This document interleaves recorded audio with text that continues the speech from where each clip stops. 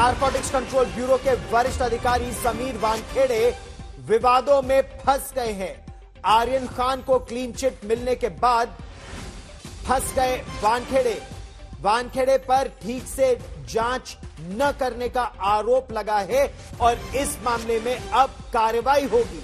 समीर वानखेड़े पर कार्रवाई का आदेश दिया गया है, ऐसा नारकोटिक्स कंट्रोल ब्यूरो में सूत्र बता रहे हैं। एनसीपी ने यह मान लिया है कि शुरुआती जांच ठीक ढंग से नहीं हुई थी। सही जांच न करने के आरोप में कार्रवाई होगी। समीर वानखेड़े पर वो जो शख्स आपको इस समय अपने टेलीविजन स्क्रीन पर दिख रहे हैं, उन पर एक नहीं कई केस इस समय जांच के दायरे में है। और ज्यादा जानकारी के लिए मैं आपको सीधे अपने सहयोगी मुनीश पांडे के पास लिए चलता हूं। मुनीश, जो क्लीन चिट मिली है आर्यन खान को, मोहक जायसवाल को, कुछ लोगों को चार्जशीट किया गया है, कुछ लोग को पूरी तरह से क्लीन चिट दे दी गई है क्योंकि उनके खिलाफ कोई सबूत नहीं मिला। लेकिन जिस तरह से शुरुआती जांच हुई, कहां कहां खामियां थी, कहां कहां गलतियां थी, अब क्या कार्रवाई होगी समीर वानखेड़े के खिलाफ?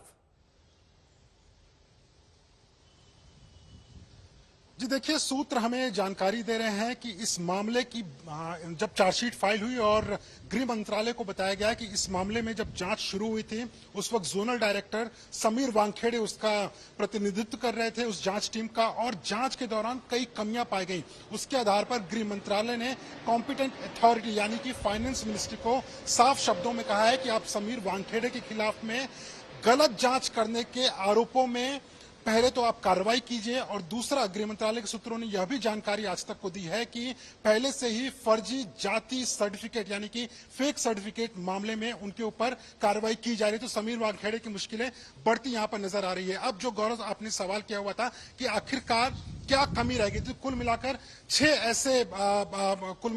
जो एसआईटी है एनसीबी की, उसने 6 ऐसे पहलुओं पर जांच की। पहला उसमें यह था कि आर्यन खान के पास से रेड करने के टाइम यानी कि छापेमारी के दौरान कोई भी ड्रग्स उनके पास से बरामद नहीं किया गया था। दूसरी और सबसे महत्वपूर्ण बात यह थी कि उस मामले में जब छापेमारी की गई तो जो बाकी लोगों के ऊपर से ड्रग्स बरामद की गई थी, उससे ही आर्यन खान से मिला हुआ ड्रग्स बताया गया था। तीसरा, कंजम्पशन को लेकर यानी कि ड्रग्स का सेवन करने को लेकर आर्यन खान के ऊपर आरोप लगे थे। एसआईटी ने पाया कि उस वक्त की जो तत्कालीन टीम थी, जिसका प्रतिनिधित्व समीर वानखेड़े कर रहे थे, उस वक्त के मुंबई के जोनल डायरेक्टर, उन्होंने आर्यन खान का मेडिकल भी नहीं कराया था। चौथी बात व्हाट्सएप चैट को लेकर कही जा रही है। व्हाट्सएप चैट में शुरुआत में आरोप लगाया था कि ऐसा लग रहा है कि कोई अंतर्राष्ट्रीय गिरोह में शामिल हो सकते हैं आर्यन खान, लेकिन एसआईटी ने दावा किया हुआ है कि जब व्हाट्सएप चैट को खंगाला गया तो कोई ऐसे सबूत नहीं मिले जिससे कि यह पता चल पाए कि आर्यन खान का इंटरनेशनल ड्रग्स सिंडिकेट यानी कि कोई अंतर्राष्ट्रीय ड्रग्स के कारोबार से लेना देना है या नहीं है। पांचवी और सबसे महत्वपूर्ण बात इसमें यह बताई जा रही है कि जिस तरह से वहां पर छापेमारी की गई थी, उसमें आर्यन खान के पास से ड्रग्स मिला या नहीं मिला, इसकी कोई वीडियोग्राफी भी नहीं की गई थी। छठा, इसमें एसआईटी टीम का यह कहना है कि जो एनडीपीएस के मैनुअल है उसको फॉलो नहीं किया गया था, यानी कि आर्यन खान के फोन को सीज करने की भी कोई जरूरत नहीं थी, लेकिन फिर भी उस समय समीर वानखेड़े और उनकी टीम ने उनके फोन को सीज कर लिया था। थोड़ी देर पहले मैंने जो एसआईटी के हेड हैं संजय सिंह, उनसे बात की थी। उन्होंने भी अपनी बातचीत में बताया कि उन्होंने सभी पहलुओं पर जांच की और आर्यन खान से जब पूछताछ हुई, और ये काफी महत्वपूर्ण है, आर्यन खान ने यह बताया कि मैंने ड्रग्स का न तो सेवन किया है, न तो मैं ड्रग्स लेकर पहुंचा हुआ था। और उसके दोस्त अरबाज से जब पूछताछ की तो अरबाज ने अपने बयान में यह कहा कि आर्यन खान ने तो हमें भी मना किया था कि ड्रग्स का सेवन नहीं करना चाहिए और ड्रग्स लेकर क्रूज पार्टी में मत जाना, ये अरबाज ने अपने बयानों में बताया हुआ है। तो इन्हीं सब बयानों और सबूतों के आधार पर एसआईटी ने 6 जो इसमें पहले आरोपी थे, जिसमें कि आर्यन खान का नाम था, उनको क्लीन चिट दे दी, यानी कि उनके ऊपर लगे सभी आरोपों को इस चार्जशीट में ड्रॉप कर दिया गया। साहिल जोशी मेरे सहयोगी मुंबई से हमारे साथ जुड़ रहे हैं। साहिल, ये तो एक तरह से साजिश की इसमें से बू आ रही है, जिस तरह से आर्यन खान को फंसाने की साजिश की जा रही थी कि सबूत इस तरह से निकल कर आए संजय सिंह की जांच में कि आर्यन खान ने तो दोस्त ये कह रहे थे कि आर्यन खान ने कहा कि ड्रग्स लेकर मत आना, और उसको इस तरह से दिखाया गया कि वो किसी अंतर्राष्ट्रीय गिरोह से जुड़ा हुआ था। इस तरह की अटकलें उस समय फैलाई गई। देखिए, जो उस वक्त के एनसीबी अधिकारी जो इस बात का पूरा इन्वेस्टिगेशन कर रहे थे, उन्होंने तो कोर्ट में जाकर ये कहा, क्योंकि जो आप फैलाने की बात कर रहे हैं ये तो जो इनके पब्लिक प्रोसिक्यूटर है, इनकी आर्ग्यूमेंट है, एएसजी जो है एडिशनल सॉलिसिटर जनरल, उनका आर्ग्यूमेंट था कोर्ट में कि ये इंटरनेशनल ड्रग सिंडिकेट के पार्ट है आर्यन खान, और वो यहां पर ड्रग्स का खरीदना बेचने का बिजनेस करते हैं। इस तरीके का आरोप का आर्ग्यूमेंट जो है वो उस वक्त अदालत में की गई थी, जिसके बिना पर आखिरकार उनको हाईकोर्ट से जमानत लेनी पड़ी। 26 दिन उसमें चले गए।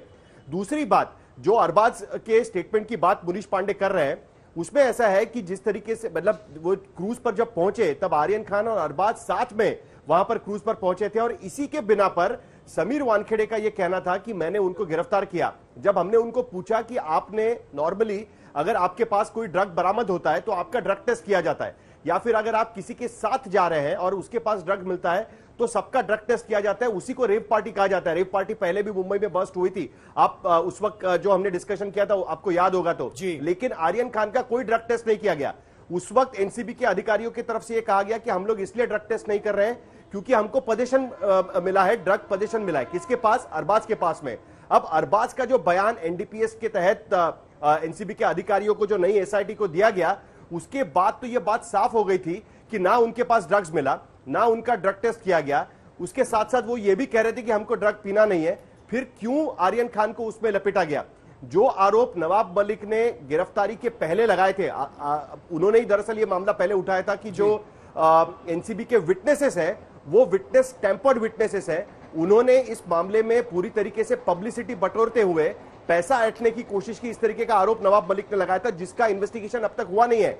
मुंबई पुलिस ने भी उस मामले का इन्वेस्टिगेशन नहीं किया है, लेकिन कहीं ना कहीं इस पूरे मामले में गड़बड़ी थी। यह बात नारकोटिक्स कंट्रोल ब्यूरो और सेंट्रल गवर्नमेंट को ध्यान में आई, और इसीलिए समीर वानखेड़े से इन्वेस्टिगेशन निकालकर, जो जोनल डायरेक्टर थे मुंबई के, उनके अगुवाई में जो इन्वेस्टिगेशन चल रहा था वो निकालकर संजय सिंह के तहत एक एसआईटी फाइल की गई, जो दिल्ली एनसीबी में काम करते हैं, और उस एसआईटी ने आखिरकार जाकर ये चार्जशीट फाइल की है। इस पूरी घटना के कम से कम 5 से 6 महीने के बाद में ये चार्जशीट फाइल हुई है। इसका मतलब यह कि थरो इन्वेस्टिगेशन एसआईटी ने भी किया हुआ है, और उसमें उन्होंने पाया है कि जिस तरीके से इन्वेस्टिगेशन रहा वो गलत तरीके से रहा।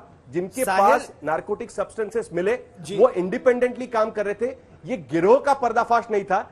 कई बार इस तरीके से इंडिपेंडेंटली जो नारकोटिक सब्सटेंस लेके आते हैं, उस तरीके का ये बात चल रही थी। तो ये बहुत ही इंपॉर्टेंट है कि बहुत गंभीर बात है। तंसीम हैदर मेरे सहयोगी हमारे साथ अब जुड़ रहे हैं। तंसीम, ये तो जो मुंबई के जोनल डायरेक्टर समीर वानखेड़े और उनकी जो पूरी टीम है, उस पर बहुत गंभीर प्रश्न इस समय उठा देते हैं कि आखिर किस तरह की जांच कर रहे थे। अगर ड्रग्स मिले तो ड्रग टेस्ट क्यों नहीं हुआ? अगर पोजेशन में था तो स्टैंडर्ड ऑपरेटिंग प्रोसीजर्स जो थे उसका पालन क्यों नहीं किया गया? यह बहुत गंभीर प्रश्न है। जाहिर है, देखिए, हम तंसीम से एक बार फिर संपर्क साधने का प्रयास करेंगे।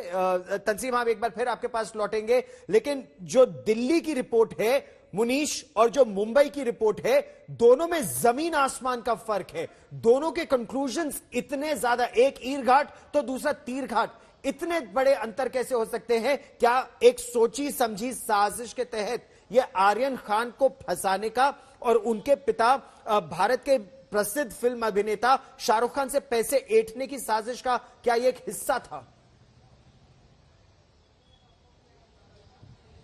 गौरव, मैंने ठीक यही सवाल संजय सिंह से किया, जो कि एसआईटी के हेड है, और संजय सिंह ने यह कहा कि अभी फिलहाल के लिए ये तो हम नहीं बोल सकते कि क्या उस वक्त के जो एनसीबी के अधिकारी थे समीर वानखेड़े, उनका कोई इरादा आर्यन खान या शाहरुख खान को फंसाना था, उनको बदनाम करना था, ऐसा हम साफ तौर पे नहीं बोल सकते। लेकिन उससे लेकर विजिलेंस की एक इंक्वायरी एनसीबी की तरफ से खुद चल रही है।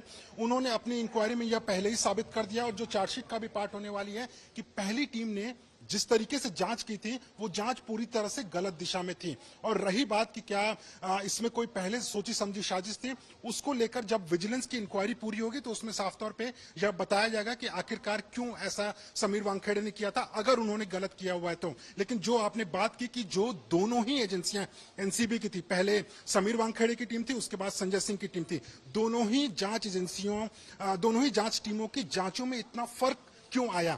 तो साफ तौर पे संजय सिंह का यह कहना है कि हमने जो आरोपी उस समय गिरफ्तार हुए थे उन सबके फिर से उन्होंने बयान दर्ज किए, सबूतों को खंगाला, व्हाट्सएप चैट को देखा, जो उस वक्त सीज किए हुए एविडेंस थे उनको देखा और ये पाया कि आखिरकार आर्यन खान और 5 और लोगों के ऊपर जो आरोप लगाए गए थे वो पूरी तरह से निराधार थे। न तो उनका ड्रग्स से कोई लेना देना था, न तो वो कंज्यूम करते थे, ना ही वो पार्टी में ड्रग्स लेकर पहुंचे हुए थे। दूसरी उन्होंने महत्वपूर्ण बात यह बताई हुई है कि आखिरकार जब आर्यन खान को लेकर जो सबसे बड़ा मसला हुआ था इस पूरे मामले को लेकर, आर्यन खान वो शख्स है जिन्होंने खुद अपने दोस्तों को बोला था कि ड्रग्स का सेवन नहीं करना चाहिए। उसके अलावा बताइए, मतलब आर्यन खान ये कह रहे हैं कि ड्रग्स का सेवन नहीं करना चाहिए साहिल, और आर्यन खान को ही इस तरह से फंसाने की एक तरह से क्या ये साजिश रची गई थी कि अदालत में कहा जा रहा था कि इनके व्हाट्सएप को देखिए, ये व्हाट्सएप तो एक इंटरनेशनल ड्रग गिरोह का सदस्य है, ड्रग्स को सप्लाई करने की बात है और अभिनेत्रियों का नाम लेकर आया जा रहा था।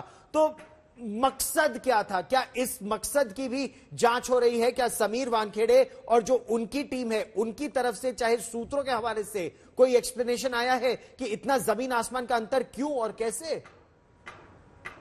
देखिए, ऐसा है, समीर वानखेड़े से मैंने बात करने की कोशिश की। उनका यह कहना है कि अब वो ये केस से रिलेटेड नहीं है। ना ही सिर्फ इतना, अब वो नारकोटिक्स कंट्रोल ब्यूरो में ही नहीं है, उनको अपने होम कैडर में यानी डायरेक्टर ऑफ रेवेन्यू इंटेलिजेंस में उनको भेज दिया गया है, जिसके वजह से वो इस केस पर बिल्कुल बात नहीं करेंगे। ये बात उन्होंने सामने रखी।